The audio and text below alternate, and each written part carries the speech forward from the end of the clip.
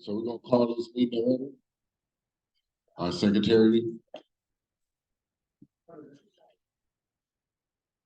Okay. We're gonna call the meeting to order at this time. The first thing that we do is always, we'll ask everybody to stand up, put the hand over the heart, pledge allegiance, ready, begin. I pledge allegiance to the flag of the United States of America and to the republic for which it stands, one nation, under God, indivisible, and liberty, justice for all. All right. We've been saying that pledge for a very long time, and it seems like it's really coming down to a very important essence of our country. Okay, so first thing I want to say, thank you for everybody being here. Merry Christmas. This is the last time we'll meet before Christmas. So those if we don't see you before then, Merry Christmas. Happy holidays. We hope that Happy New Year. We hope that everybody can enjoy it and never forget the reason for the season.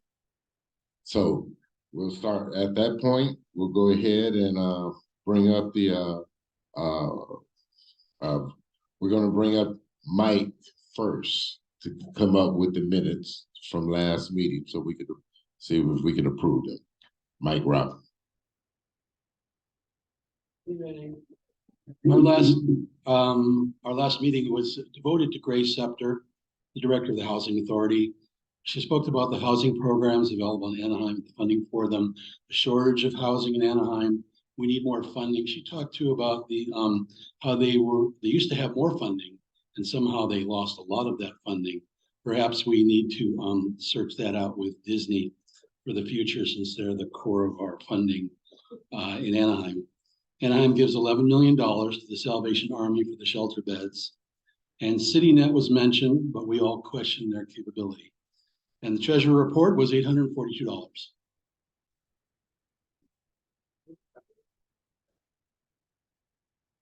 Thanks, guys. Been moved in second. Can we have a vote on it? All in favor? All opposed? Okay. Next thing, let me say something that I should have said first. Do we have anybody that's here for the first time? Could you just raise your hand? Okay. First thing, we want to say welcome. As a club, as a coalition, we appreciate you going ahead and coming out here. And we want to just say thank you. You're always welcome. Come on and join us. We're here for you. Thank you. Okay. What's your name? Okay. Yeah, I'm here for the first time in a long time. Okay. But I was here when it started. Okay, what's your name? Ross. Okay.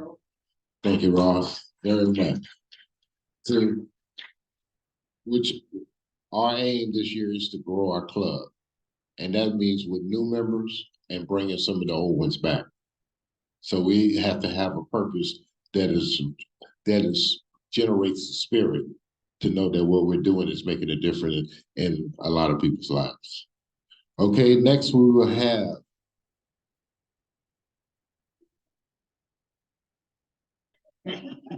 okay, so then we'll have the treasurer's report. Roxanne, if you pass out, please.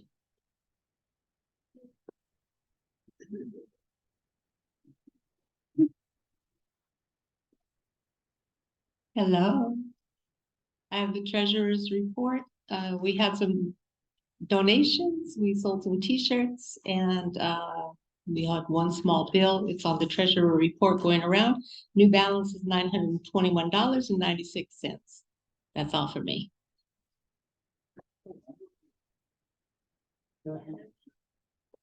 Anybody again?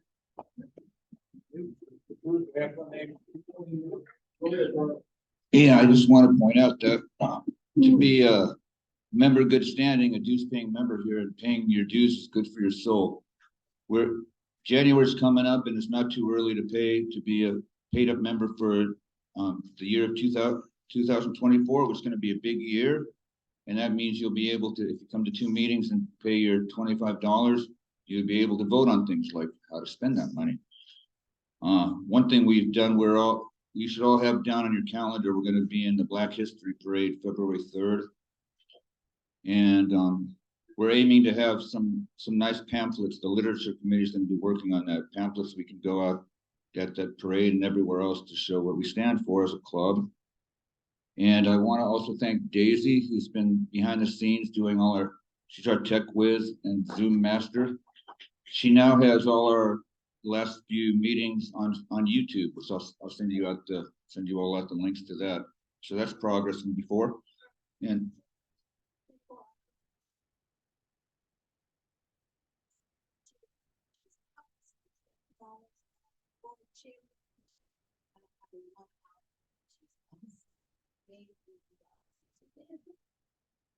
you all heard that? I feel like I'm too loud. Roxanne is selling cherry cream cheese pies and apple cream cheese pies as a sort of a fundraiser for the Black History Parade. And so, okay, well, without too much further ado, we're honored to have our state senator here. There's no way I can give his bio. He was in the military, and then he's been in politics, serving Orange County for 20 years, 30 years. One fun fact I discovered on Wikipedia, so I assume it's true, was that you lost to Lou Correa for assembly in 2004, partly because you supported gay marriage back before everybody else did. Well, that was me that supported you. That's what I mean, right, yeah. Right, yeah, that's right. So thanks for that. He's also the chair of the very powerful Judiciary Committee. So I'm sure he has a lot to say, and we'll have a lot of questions for him. Yeah, well, thanks.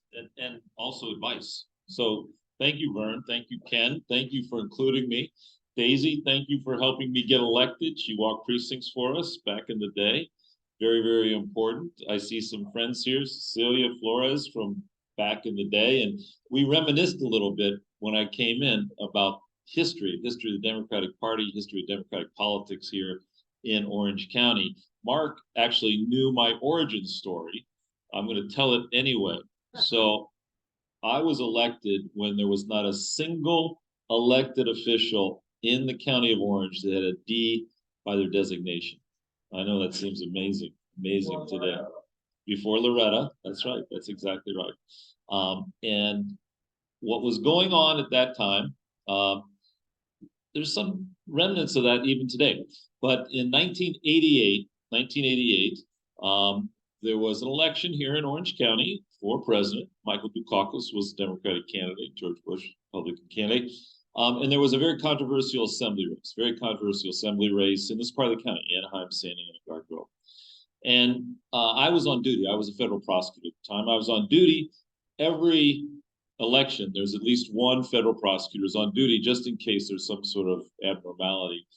They need, whatever may need to be done, search warrant, whatever. And I happen to be that guy here in Santa Ana, U.S. Attorney's Office in Santa Ana. Got a call that their police were stopping Latinos from voting. And you get crazy calls. You get crazy calls all the time where you're in law enforcement.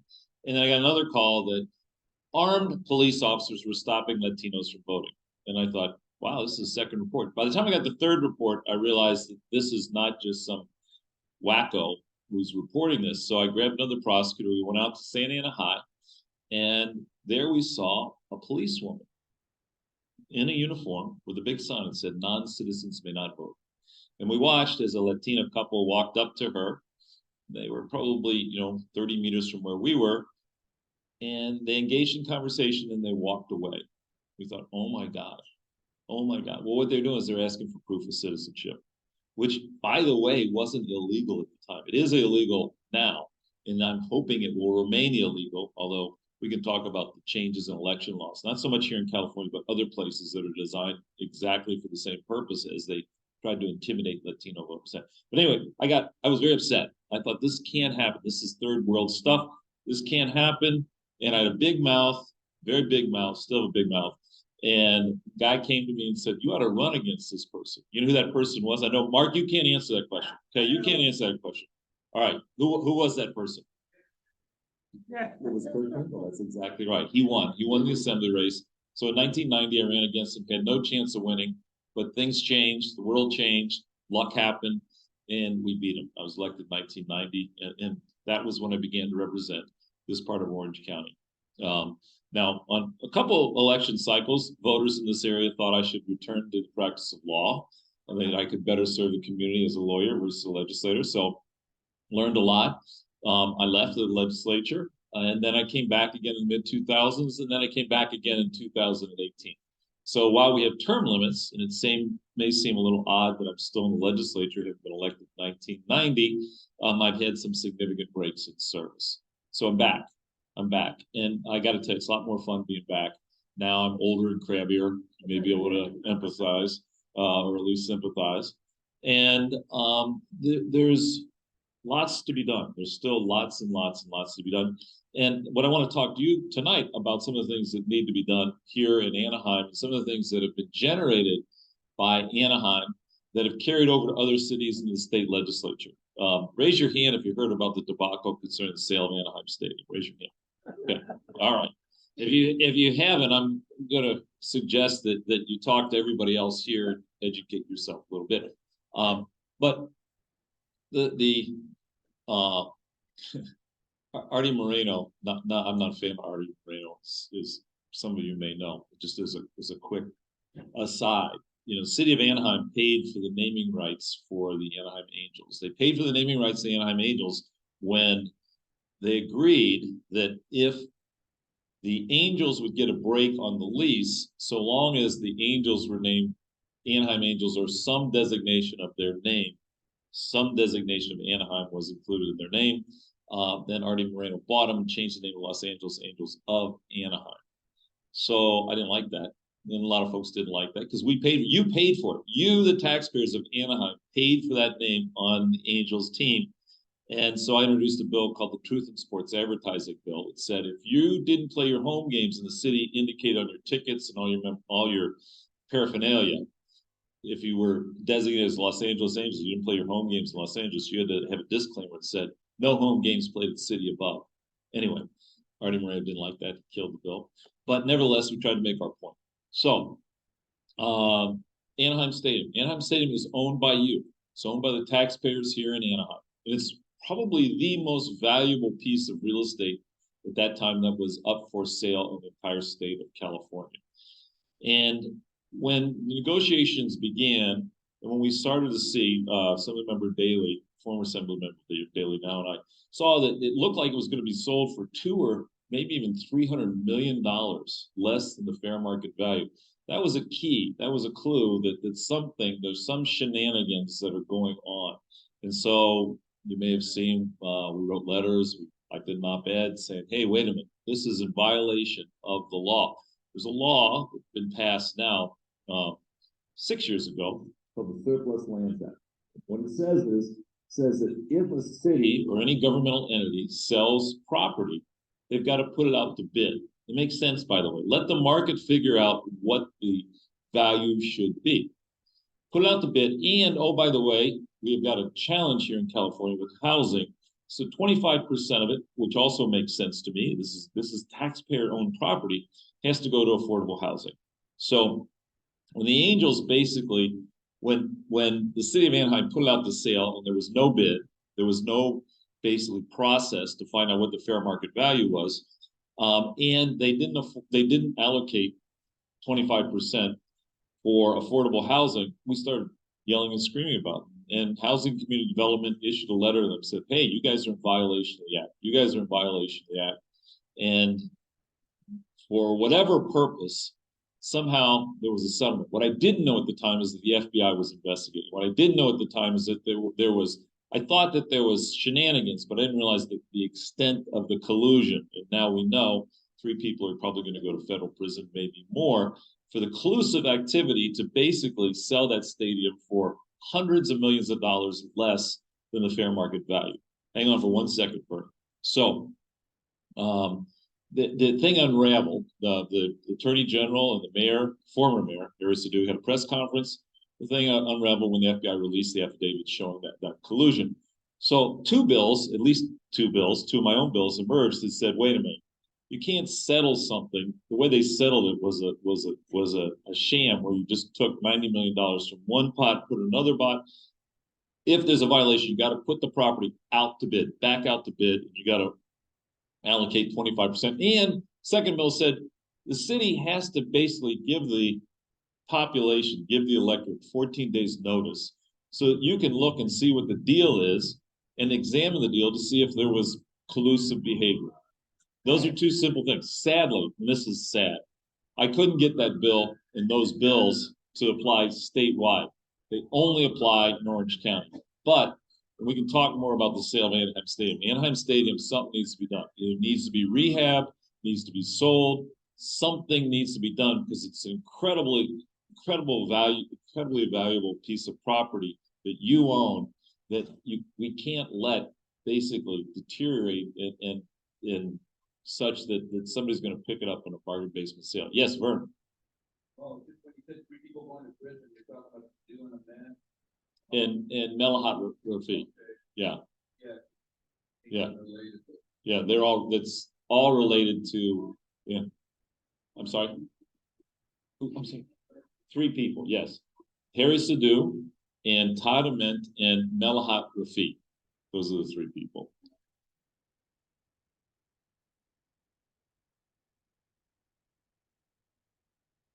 Oh. That's a different crime. Yes, that's a different crime. Yeah.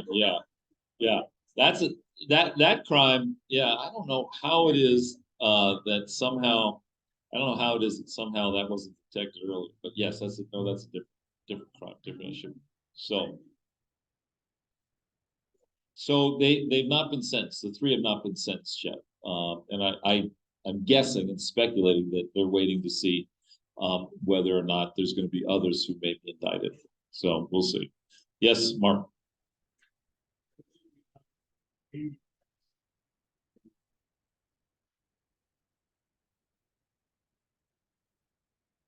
(2002).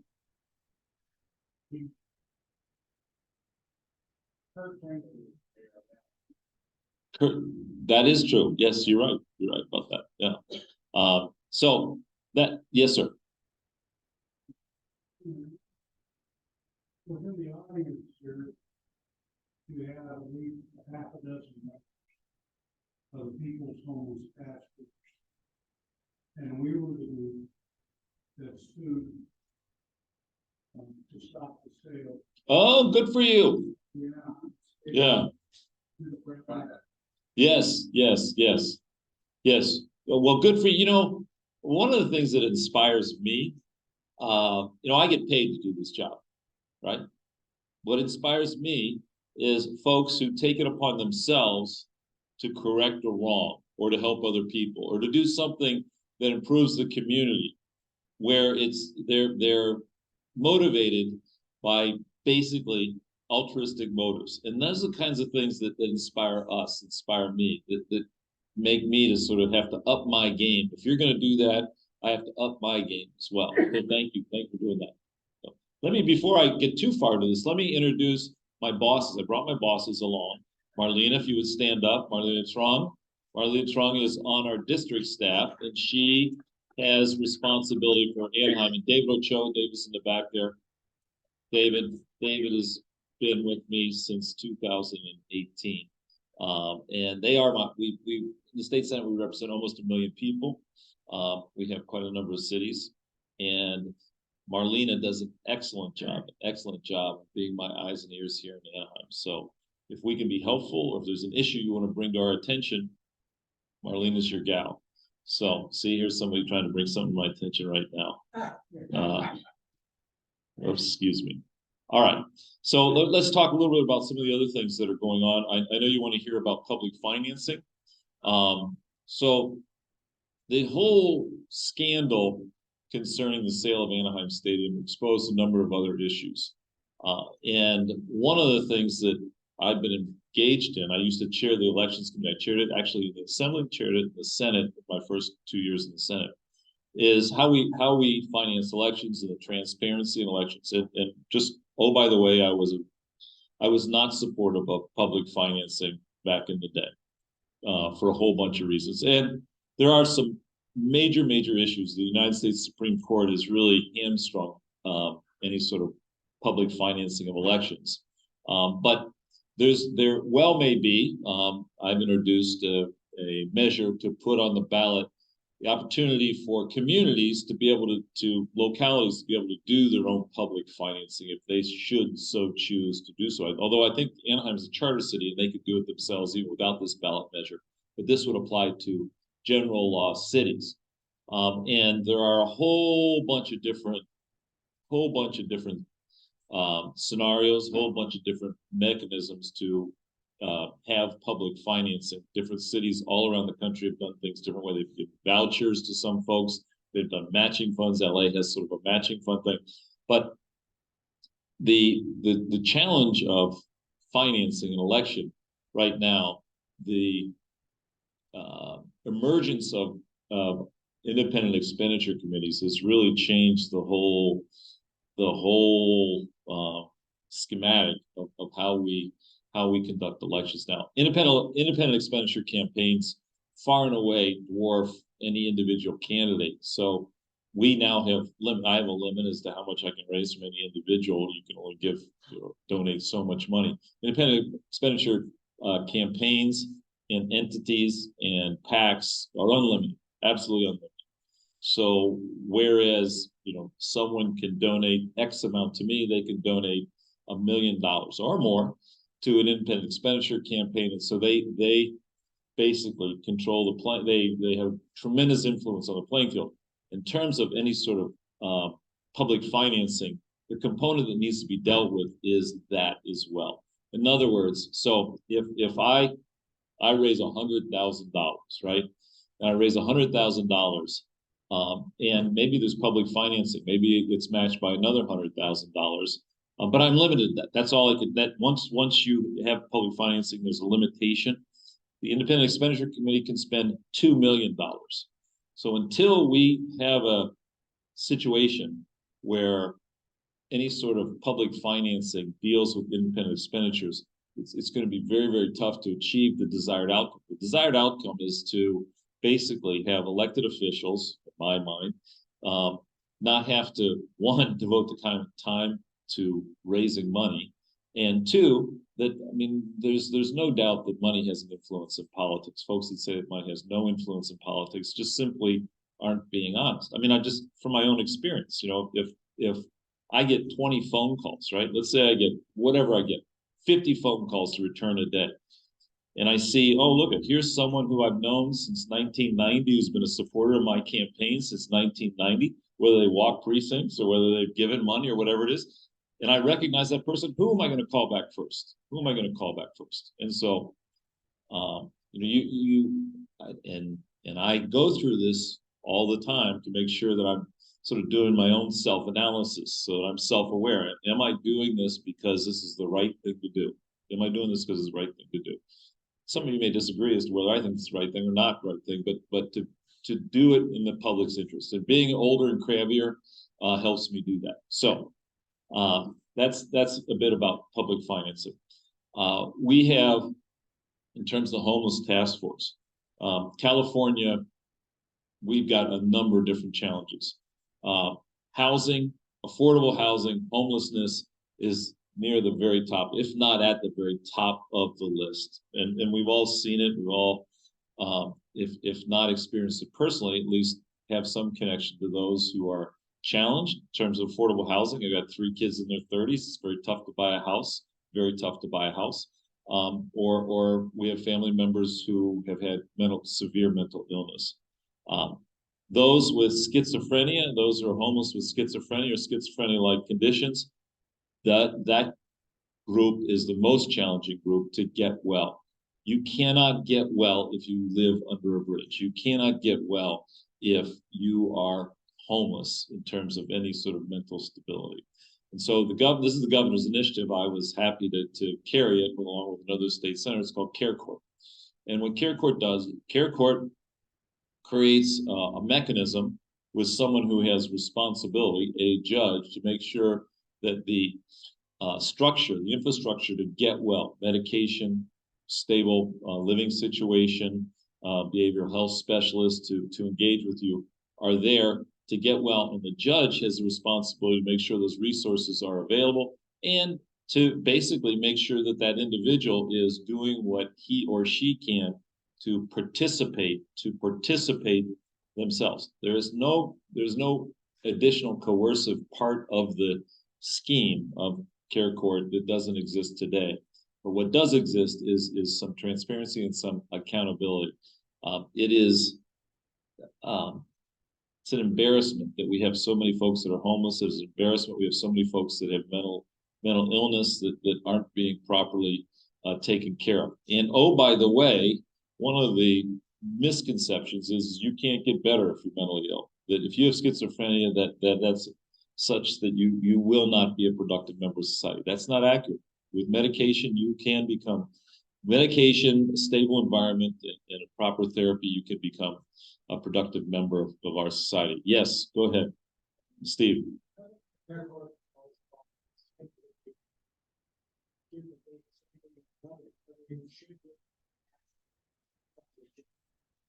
Yeah. So the question, right.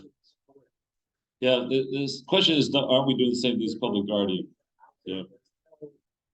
Yeah, we have challenges, but no, it doesn't duplicate what public guardian does. Yeah. And it also doesn't. It's not part of the criminal justice system. It's a civil remedy, but you are correct that if basically you can't take a person, you can't get them well after a year or sometimes 2 years, that they may go into a conservatorship. And conservatorship, as you may know, is where somebody else basically makes all the decisions for you. It is clearly a work in progress. In Orange County, it's only been in existence or at least operational since October the 1st. In LA County, it became operational on December the 1st. So the jury's still out. I'm going to continue to work on it for the rest of my time in the legislature. So yes, Cecilia.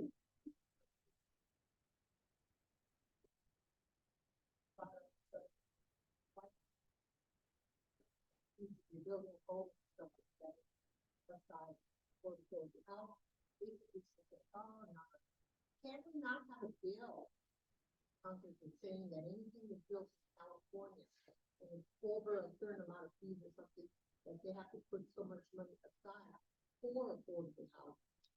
So yes, can we do that? Yes, we could do that. Should we do that? I'm not sure. And here's what our challenge is that it is more expensive to build a dwelling unit in California than any other place in the country, to include New York City. And so what we want, at least what I want, and I think what most of us in the legislature, we want to build more housing. Obviously affordable housing, we want to build more housing. More housing we have, the more affordable it becomes. I mean, just the supply and demand element of it. And we have a tremendous number of fees right now, tremendous number of fees and permits and requirements to build additional housing. Do we have, as a society, responsibility to provide shelter? I think we do. How we do that, it might be challenging to do that by further burdening those who are providing housing. It is a societal value, and so we've allocated taxpayer dollars. We need to do a better job. I think the governor would agree with me. We need to do a better job of taking those resources and making sure that they're used effectively. We've got a number of different, you point out, Steve, we've got a number of programs that have some overlap or duplication that we need to become more efficient, especially now we've got a huge budget deficit. Yes, sir. What is your opinion of social housing?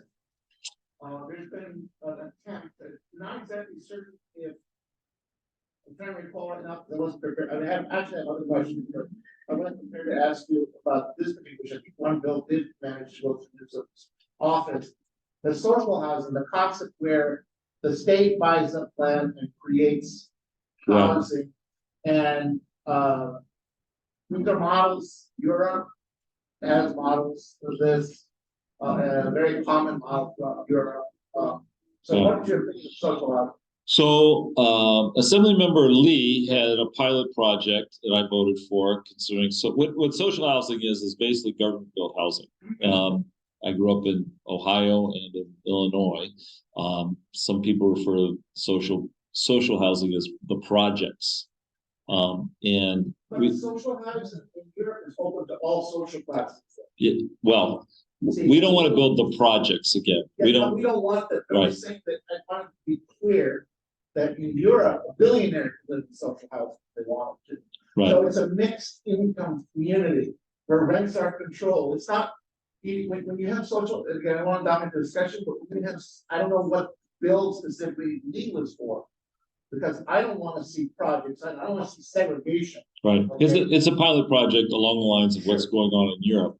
Okay. And so, I'm interested to see how it plays out. I voted for it. I have some skepticism of government building housing, that we don't get back into the same modality as existed many years ago. But you're right, Europeans have some very innovative solutions. And we'll see if that's a hard question, Bert. I think, you know what, I don't know, maybe you can look it up. I think it did get signed. We're gonna look and see if it got signed. Yes. Yeah, my name is Ross Romero. I was a realtor here for 25 years in Anaheim.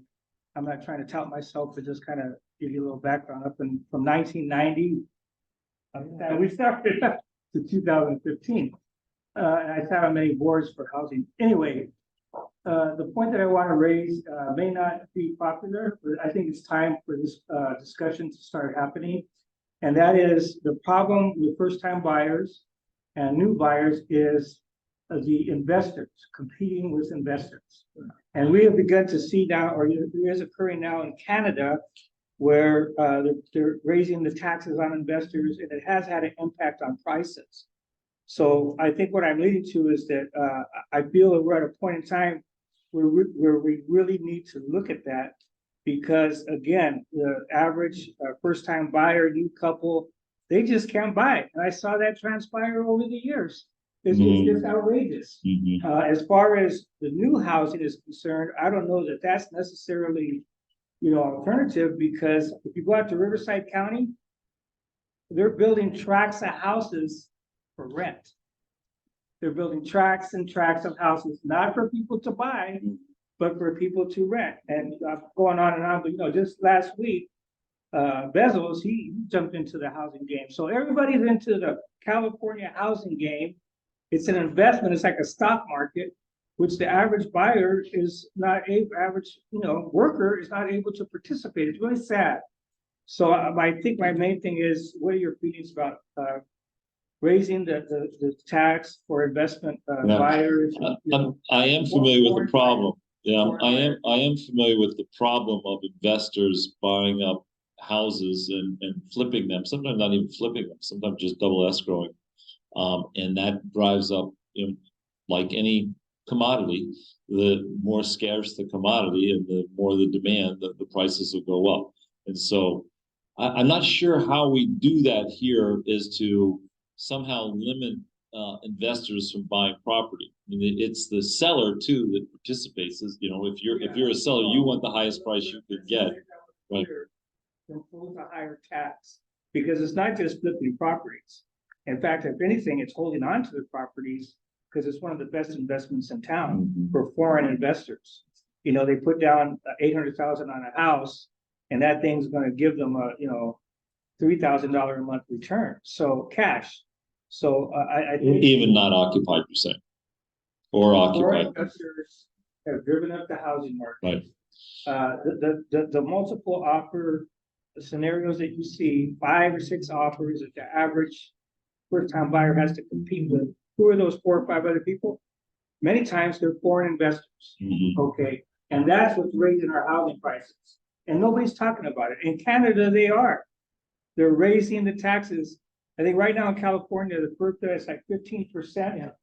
Canada, they raised it to 25% in Ontario. Yeah. And you know what? The housing prices, a couple years when they did that, it went down 20%. I'm not familiar with that, but that sounds like something I should be. Yeah. So yeah, I'll look into it. Yeah. Kent, yeah, I just want to go ahead and piggyback on both of your points, especially when you look at, people close to the presidential office, especially $2 billion in investment. Most of those investments are what they're doing to real estate. So when they go to get choose with projects like that, it is coming back now, paying consequences on our average citizens to the point where they can't afford it. And then it's going to have a rent. Then we go to a higher rent, which is more homeless. So it's a diagram for that. And I just gave a speech about this to the city council, talking about not themselves, but talking about the average person that in the government that is in power and how they are perceived. And with the foreign investors, they look at it like, hey, we could do what we want, we could do it. And we have to have a balance because the masses of the people are losing. no, we have short-term challenges and longer-term challenges. Longer-term challenges is the supply of housing. We've got to increase the supply of housing. The short-term challenges are issues like folks that basically are homeless or when the economy turns and people lose their job and they can't survive. I'm also a lawyer, and I just by coincidence happen to be representing. There's a public law center, and they refer cases to law firms. I'm representing a woman who's currently being evicted in Fullerton by a landlord that's got huge, they're Texas-based landlord that's got thousands of units in California, and this poor woman, she's had some very challenging times, and she's got a 6-year-old disabled son, and she's behind on her rent. She can pay now, but by the time she could pay, they'd already filed the lawsuit. So we're struggling to keep her in. So it's good lived experience for me to see how that works on the ground. But yeah, there's people, I take your point. There's people that are suffering that are in housing, people that are suffering that are homeless, and people that are suffering that can't find adequate housing. So yes, go ahead.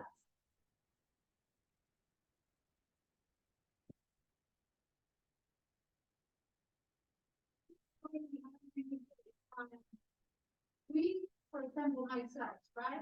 I'm a dependent woman, I work on myself, I live by myself, and I have to pay $3,000 rent.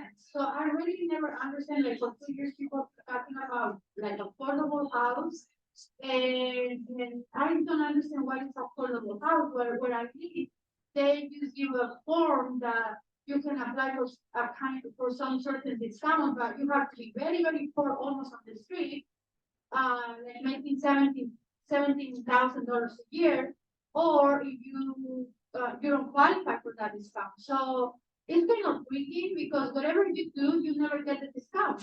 You know, and besides that, I think they give a more opportunity to people who apply for housing, or I don't know what kind of other program is. But they have to wait many years, and when they Section 8 vouchers, I think you're talking about. Yeah. So to me, the question is that what happens to the regular people who try to pay her own bills, or regular people like me? I assume like a lot of people is just like me, you know, like why we have to force to pay a lot of rent when we wanna live alone, we wanna have our privacy, we wanna have the opportunity to don't rent the room to somebody else, and I never get that. I mean, I lived many years in this country, but the last 2-3 years after the pandemic, actually, it just get crazy when they should understand that we don't have money after the pandemic. A lot of people get help from that. That, like you say, you know, a lot of people didn't pay the rent. Me personally, like, I lost my business. I lost all my income that I have for 22 years. Has your rent gone up dramatically in the last couple of years? Has your rent increased dramatically in the last? Yeah. Last year, my last contract was $250 more. A month. Plus, I pay parking. I mean, $100 for parking, $200 for parking inside all the buildings. So my question is, if you allow to the builders to buy an Anaheim, why they not smart enough to make a good project and provide everything what we need? Like, for example, the parking. You know, we have no parking in Anaheim. Mhm. They tow in the cars, that you have to pay for $100, if they tow in the car, you're not allowed to have a boyfriend, parties, extra baby, nothing, like zero, you have to be living by yourself. Mhm. I mean, it's just a big problem because it's just annoying, you know? Like, what we have to do, like this guy from the school, he spent $14 million and who knows what? Well, that's another issue is the theft from the school, but I think you are correct, is that what you just illustrated is what's happening to huge number of folks in Anaheim, huge number of folks in Orange County, in the country, where you are, as you said, you're just average folks that are trying to get by, and rent keeps increasing. Again, I'll go back to what I'd said earlier, is that we have to do what we can in government to make sure that the housing supply increases as quickly as we possibly can, in terms of parking and those kinds of things. Well,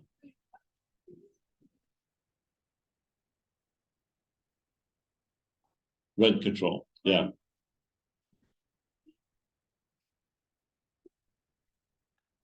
Probably people is like me, we can pay our rent normally with our job or whatever, and we don't have to deal with these Yeah. people, you know, people, be more, it will be easy to rent your own house. Right. But right now, it's just a lot of bunch of stuff that if you wanna pay two-bedroom apartment for $4,000, these people cannot afford it.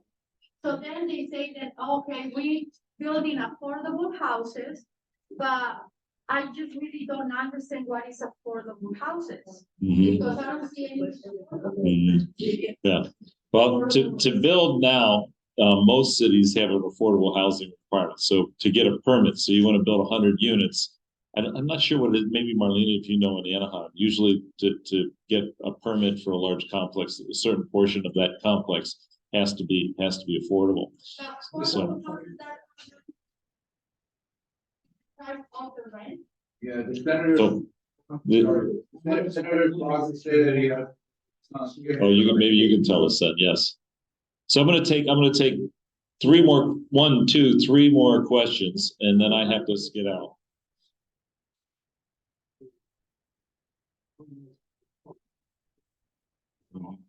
Mhm. That's really part of the problem. We have, the city has no requirement for affordable housing, even though developers are willing to provide, they provide it in other cities. But they are for now. Well, Steve, you're exactly right. No, you're exactly right. That was why I asked the question.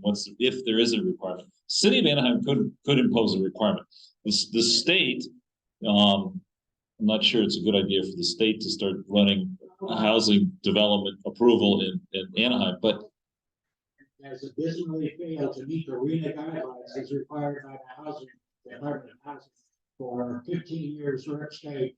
Then you impose, if the state imposes a 20%. here's what happens. If you basically don't meet guidelines, you can't get your house. This is way down the weeds. You can't get your housing element approved by housing community development.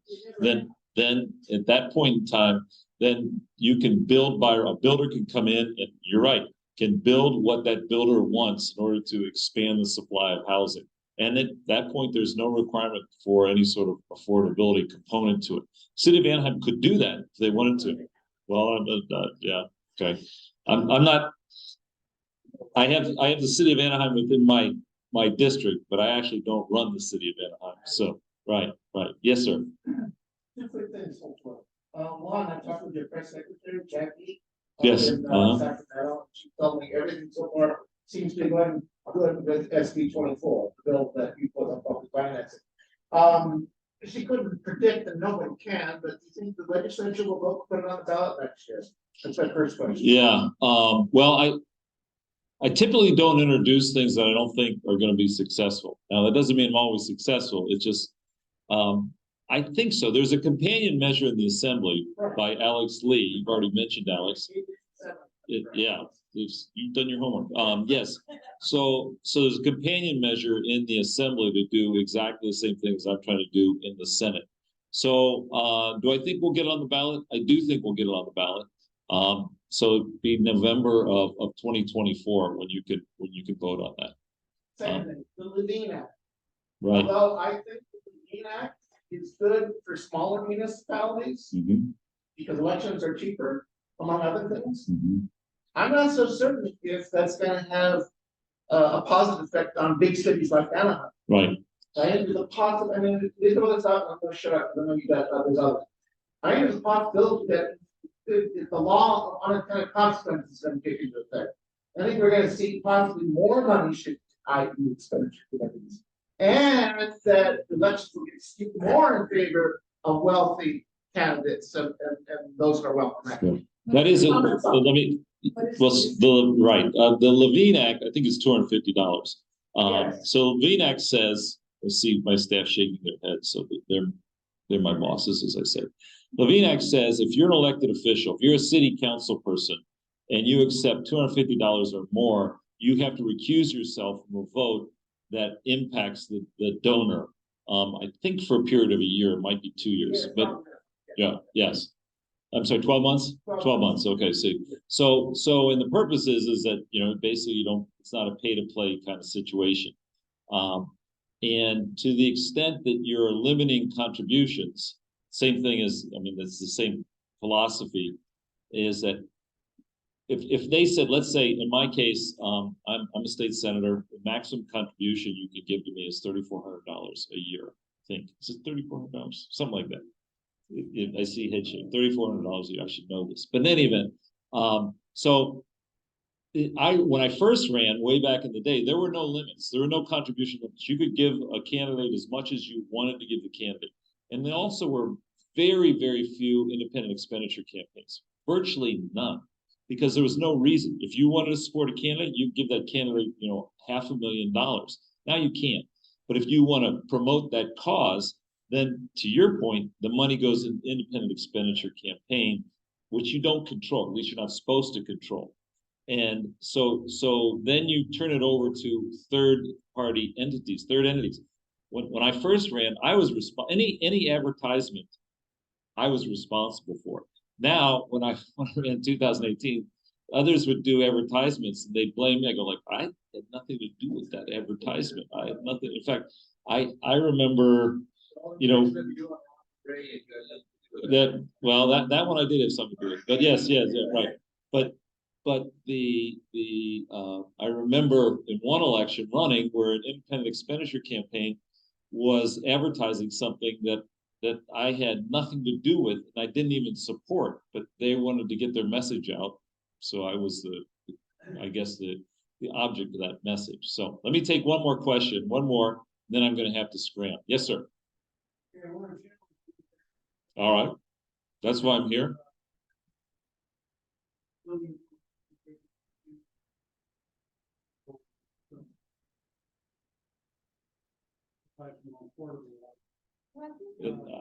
I didn't quite say it that way, but we'll go with that for now. Yeah, I didn't quite say it that way. Right. You know, and we can talk about it. It's an inclusive, affordable housing policy. Mm-hmm. We really need that for the whole state. If you don't want to have some sort of project, that's the perfect way.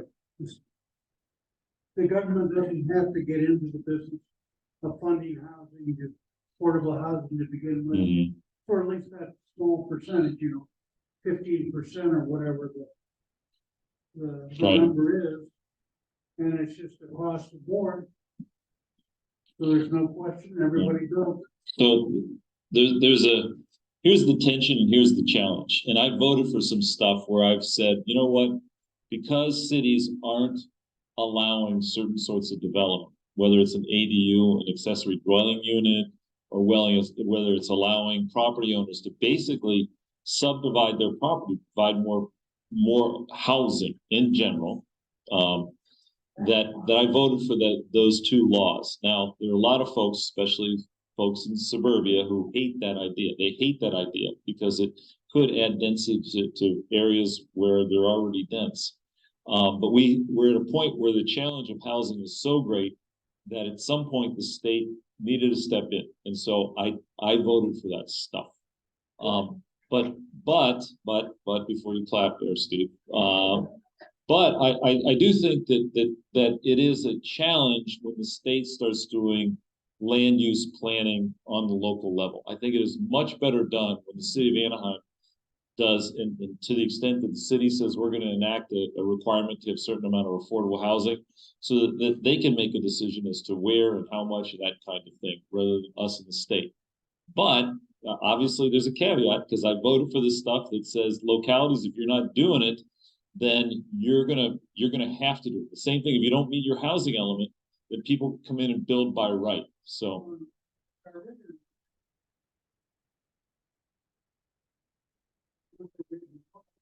We're like 2,000% over mhm, what we have to be. mhm, But then you look at the affordable housing, we haven't even started. mhm, In some categories, you've got 6 units or so. mhm, mhm. It's very low. It's not going Yeah. on. It needs to be 4. Yeah.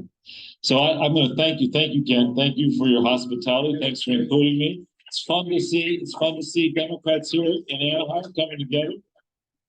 All right. Thank you. Take care. All right, let's give the senator one more hand. Good. Thank you, sir. Senator. Okay. All right. Let me say it like that. Senator, we're gonna go ahead and talk about our 2 committees that we're trying to go ahead and start right now. We're trying to go ahead and get a membership committee because we need to grow our membership. We also need to go ahead and get a committee to get the information on the pamphlet. So when we go to certain things and have booths and pass out information, that we can get motivating information to the people and want to come in and join us. So this is what we will have. For people to sign up, I will go ahead and put the paper out if anybody wants to go ahead and join in. Next thing you know, we talked about both of those. We have announcements and celebration. Victory and Jesse's recall. Vern, you want to come on up and talk about that? I don't know about you guys, but I just bought one of Roxanne's cherry cream cheese pie. It looks really good. It's $20 and it goes to and I just paid my dues too, which feels really good. You should all try it if you haven't yet.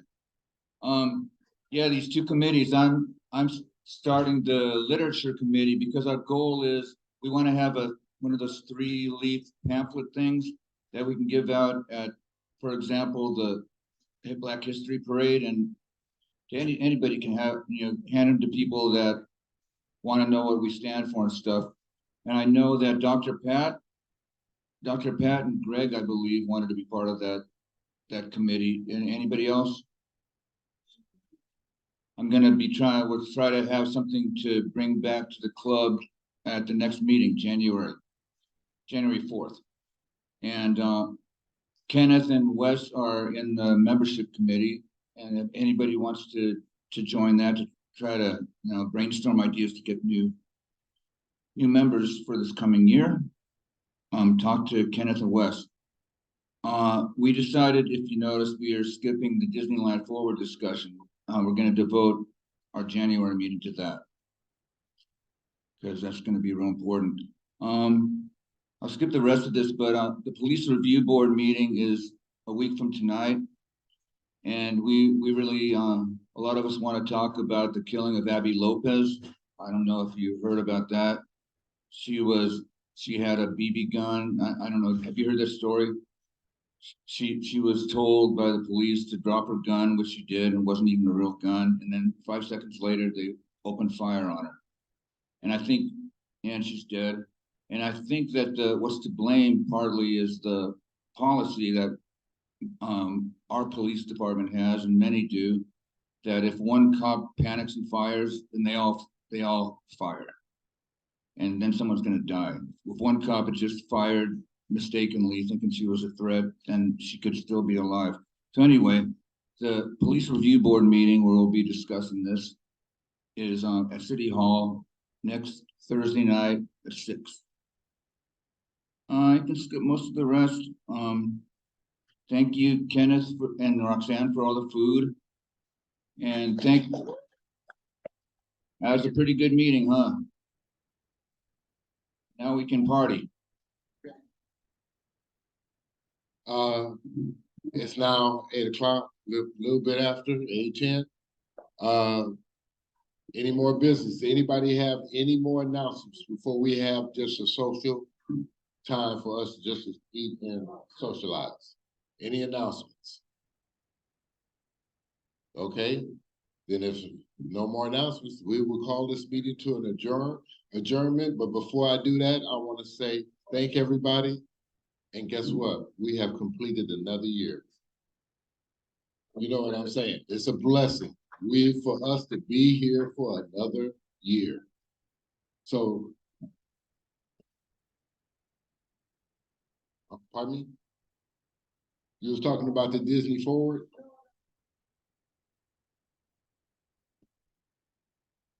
No, Allison was. Right. So Allison DeMichelis and Joe Kerr are two different Democrats, very different. They're both running in the district that includes Anaheim Hills, the 40th congressional district. They'll be running against Young Kim. Yeah, Allison spoke to us. We liked her a lot. The state party didn't give either of them the endorsement because you got to get 60% or something, and neither of them got that. So each club, for example, us, we're able and we're encouraged to vote for who we prefer, Allison or Joe Kerr. And I know who I prefer, but I just wanted to check with you all and see if you thought we should invite Joe Kerr to talk to us and then make the decision after that. And it's a Democratic thing. He's in Anaheim Hills. We have a lot of members.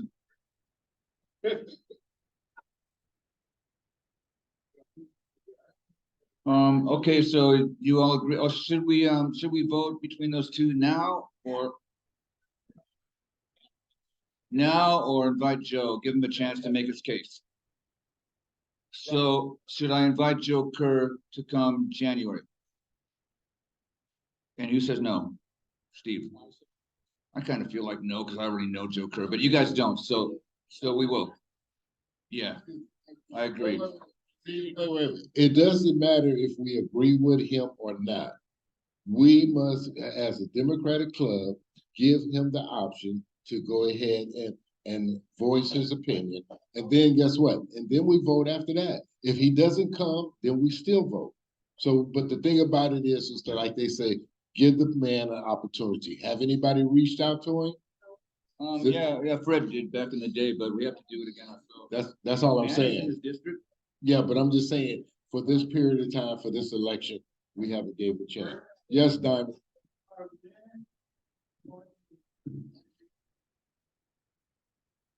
So, you're right. You want to endorse February? Yeah. I don't think it's fair to have to speak to us and then you endorse it. Right. I agree. I agree. It would be in February.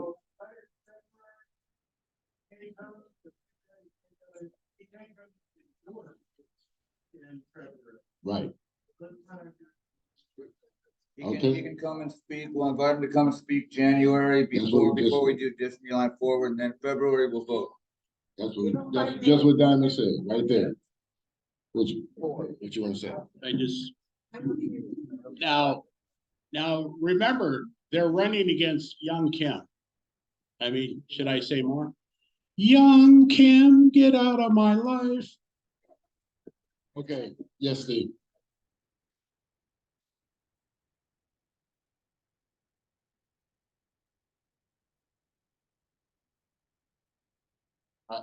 I understand, but if we're going to endorse, we at least gotta give them the opportunity.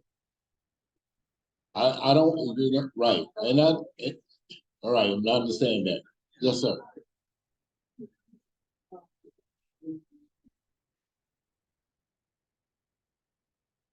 Well, one has already been here. So that's why I'm saying we get the other one in January. Okay, so we've got that decided. Yes.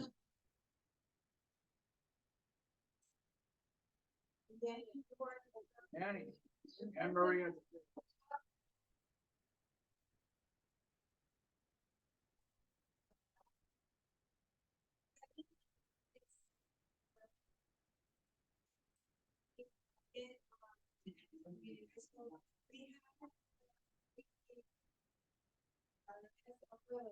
So if you want to know some information about what SROs are, why we have, Resource officers. Look at that, information, it's online, it's in YouTube. So I think that instead of me talking about it, listen for yourself and hear what they have to say about it. Okay, thank you, Anne Marie. All right, at this time, we have a motion to dismiss the meeting. It's been moved to adjourn. And Marie, can we talk about it now? There was a whole, report given, they just talked about, what it is, and kind of informed everybody what an SRO is, and then each, department from, Cypress and La Palma and Anaheim got up to speak. So I think it's fair if you listen to how they spoke about it, instead of me giving, my 2 cents about it, and at your leisure. And then she can, And excuse me, we have 45 minutes right here to socialize. So if anybody want to ask Anne Marie a question, I know she's more than happy to go ahead and answer. Okay, at this time, 8:15, the meeting is adjourned. Thank you. Everybody, let's eat.